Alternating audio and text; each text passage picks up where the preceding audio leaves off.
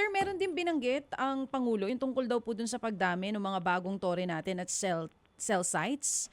GIDAs or Tama. GIDAs po ba yung tawag dyan? Geographically isolated and disadvantaged areas. Paano nyo po Mm. natutugunan yung challenge sa pagtatayo ng mga tore na yan? At anong pong tulong yan dun sa mga areas na walang internet? Alam mo, ano kasi, yung tinatawag natin na multimodal, dapat may fiber tayo. Fiber maganda yan doon sa quality ng transmission. Kailangan pa rin ng cell site. Kasi yung panahon ba ng bagyo, pas nandun ka sa gida, ito yung mga mapuputulan ng kuryente, baka magkaroon ng landslide, mas kailangan nila ng cellphone. Kasi kailangan, tumatakbo ka, gumagana yung cellphone mo eh.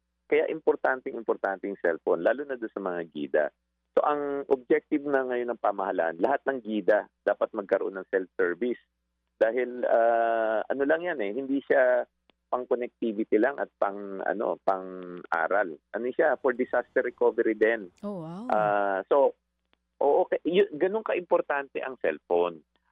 Sa buong bansa, pag sinabi mong disaster recovery, tinitignan muna nila yung self-service. Yung kamakailan yung nangyari sa Texas, isa sa mga reason kung bakit maraming namatay dahil walang self-service dun sa lugar. Kaya Oo. importante yan. So, ang ginagawa namin ngayon, nakikipag-usap na kami sa mga telco, sumusunod naman sila.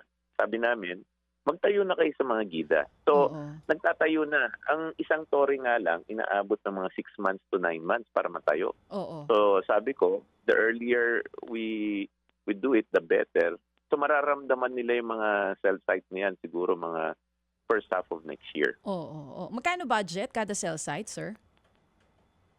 Ano yan, mga telco sa magtatayo ng cell site. Sila. Oh, At walang kasama yan gastos, sa oo. kanilang obligasyon. Oo. Ang gobyerno naman, magpo-provide ng tinatawag natin na bayanihan SIM.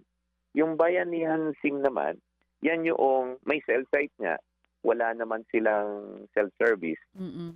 bibigyan natin ng tulong yung mga tao doon na wala pang self-service. Yun,